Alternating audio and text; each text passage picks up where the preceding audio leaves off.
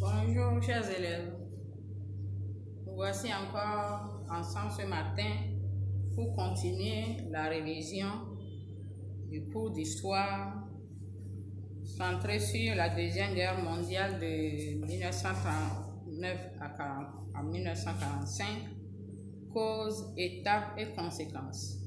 Ce sera la suite de ce grand chapitre. Et ce matin, nous allons nous intéresser au chapitre sur l'Afrique dans la Deuxième Guerre mondiale.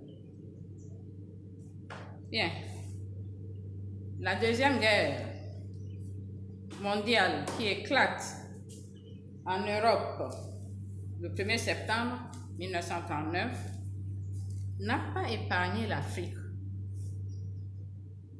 En effet, à la suite de leur métropole, les colonies anglaises et françaises d'Afrique vont être jetées dans le conflit mondial.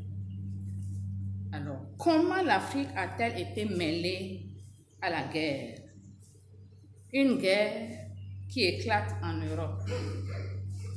Oui, c'est que l'Afrique a participé au grand conflit mondial en abritant sur son sol, surtout en Afrique du Nord, des combats acharnés, d'où des opérations militaires en Afrique. Donc l'Afrique a été champ de bataille. L'autre volet, c'est que la participation de l'Afrique s'est fait remarquer aussi à travers ce que nous appelons effort de guerre qui s'est traduit par d'abord la contribution en combattant, ensuite la fourniture de matières premières et enfin des corvées et la contribution financière. Alors, quelles sont ainsi les zones de combat en Afrique? Afrique, véritable champ de bataille. Nous donnerons l'exemple de l'Afrique du Nord. D'abord, oui, les combats se sont déroulés surtout en Afrique du Nord et du Nord-Est à cause de leur position stratégique.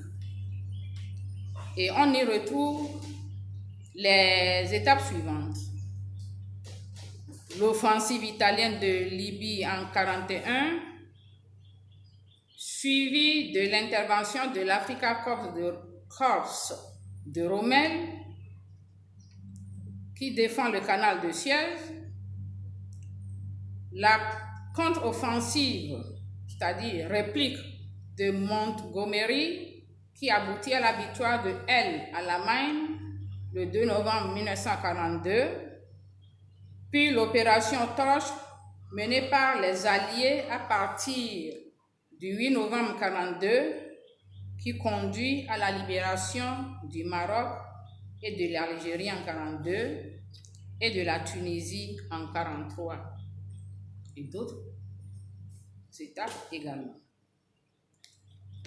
Alors, nous disions tout à l'heure que la participation de l'Afrique a concerné aussi la fourniture de matières premières. C'est l'effort de guerre. Alors, qu'est-ce que l'effort de guerre? Qu'entendons-nous par effort de guerre? Alors, l'effort de guerre est la contribution des colonies à la guerre aux côtés de leurs métropoles respectives. Et en quoi a consisté l'effort de guerre?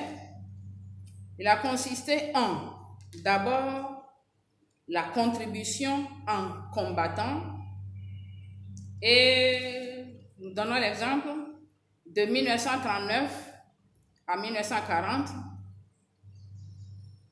80 000 indigènes partiront pour le front et de 1943 à 1945, 100 000 combattants passeront la mer. Et il faut dire que ces Africains iront combattre aux côtés des Européens pour une cause qui n'est pas la leur. Oui, une cause qui n'est pas la leur parce que les Africains en réalité n'étaient pas concernés par cette guerre puisque les belligérants étaient principalement des Occidentaux. Mais par le truchement de ce que nous avons appelé opération militaire, la guerre a donc été transposée en Afrique, ce qui a fait que l'Afrique a eu à participer à cette guerre. Deuxième effort de guerre, il va consister en la fourniture de matières premières constituées de produits vivriers comme les céréales, à l'instar du maïs, du riz, du mil, fourniture des produits de rente, c'est-à-dire produits d'exportation, café, cacao, thé, caoutchouc, puis fourniture des produits oléagineux, huile rouge, huile d'arachide, par exemple. Et puis, il faut dire que ces produits étaient livrés par les indigènes à l'administration coloniale sous contrainte, puis gratuitement. Oui, les Africains devraient réagir à la demande du colonisateur pour fournir coûte que coûte ces produits réclamés par l'administration coloniale, et ces produits n'étaient pas achetés par ces administrateurs, mais ils sont livrés gratuitement. L'autre chose pour ces livraisons, c'est que le système de portage, faute de moyens de transport, a été réintroduit. Portage, puisque les indigènes devraient aller transporter sur leur tête ces produits réclamés par l'administration coloniale. Il n'y avait pas de moyens de déplacement, ni voiture, ni autre, pour livrer ces produits à l'administrateur. Et puis, ces indigènes devraient se déplacer sur des kilomètres pour aller chercher ces produits que l'administrateur colonial réclamait et venir leur livrer. Ce qui fait que cette situation les privait du temps pour les cultures. Les indigènes n'arrivaient pas à aller au champ pour cultiver leurs parcelles et fournir donc de quoi se nourrir la population, ce qui a conduit à des famines. Troisième effort de guerre, ce fut des corvées et la contribution financière. Corvée, contribution financière, avec la recrudescence des travaux forcés, les indigènes devraient répondre aux exigences de l'administrateur colonial pour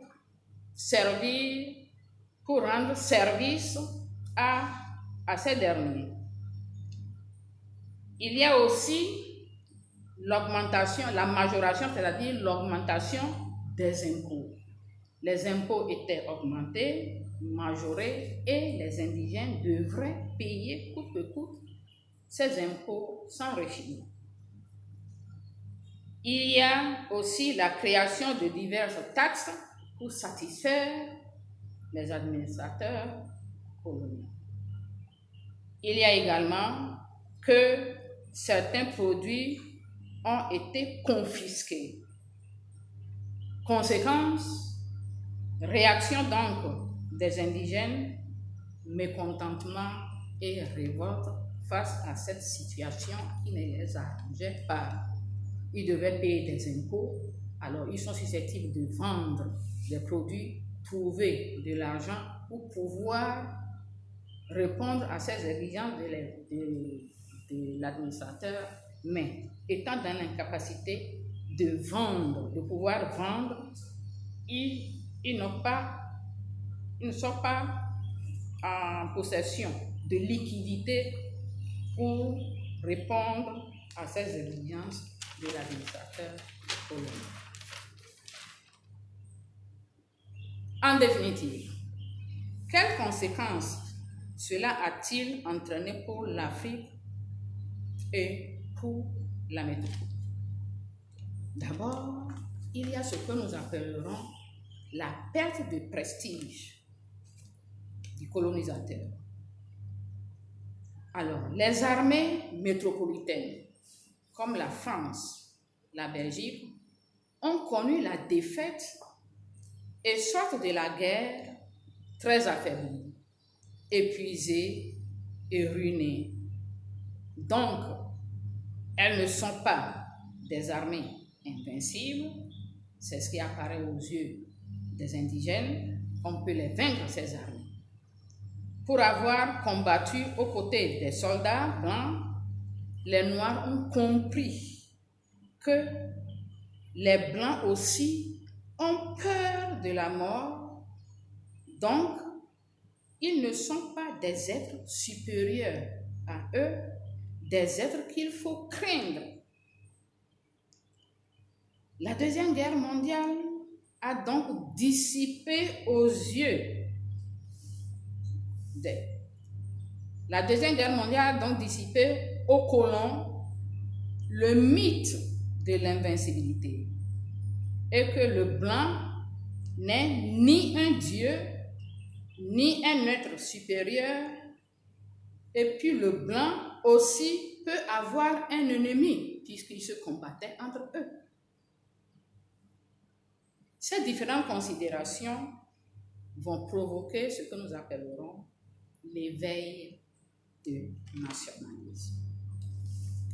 L'éveil du nationalisme, les causes sont à l'origine de cet éveil, les causes à l'origine de cet éveil de nationalisme, nous citerons parmi ces causes l'effort de guerre imposé au peuple colonisé, le malaise social et économique occasionné par l'exploitation coloniale, la perte de prestige des puissances colonisatrices, tout ceci fait perdre à ces dernières leur position de première puissance mondiale. Pendant ce temps, les États-Unis et l'URSS, principaux vainqueurs du conflit, vont afficher leur anticolonialisme et dénoncer donc la colonisation. De plus, la guerre a beaucoup instruit l'opinion publique, changeant ainsi les mentalités.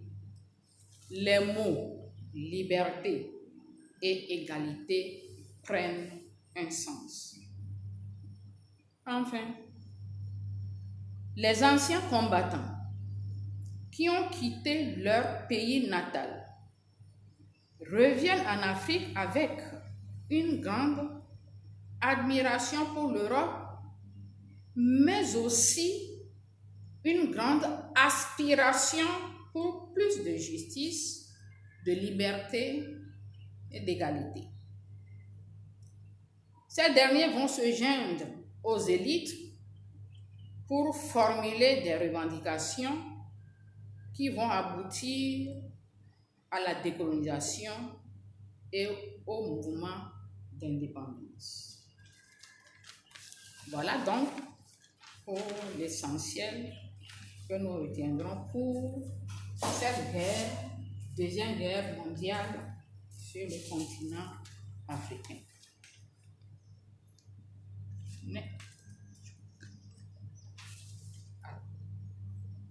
Nous aurions fini avec ce chapitre de la guerre, de la Deuxième Guerre mondiale en Afrique.